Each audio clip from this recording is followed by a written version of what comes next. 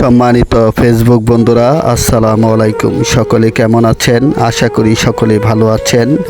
আরেকটি নতুন ভিডিওর আমন্ত্রণ জানিয়ে আজকে ভিডিওটি শুরু করতে যাচ্ছি।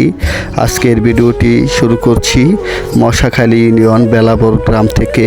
সম্মানিত বন্ধুরা, আপনারা দেখতে পাচ্ছেন একটি ঘর দেখাচ্ছি। প্রথমেই সেই ঘরে একটি লোক শুয়ে আছে।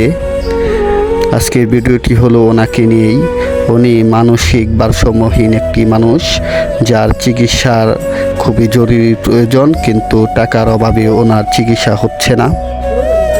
ওনারা দিন আনে দিন খায়, এরকম অবস্থা। আপনারা ঘর দেখেই বুঝতে পারছেন তাদের অবস্থা। যদি এই মানুষটি একটুখানি সহযোগিতার হাতছানি পেত, তাহলে অতি দ্রুত এই মানুষটি সুস্থ হয়ে স্বাভাবিক জীবনে ফিরে আসতে পারত। আপনারা কত টাকা নষ্ট করেন। সম্মানিত দর্শক, আপনাদের কাছে অনুরোধ, আপনারা যে যেভাবে পারেন ওনাকে একটু হেল্প করেন।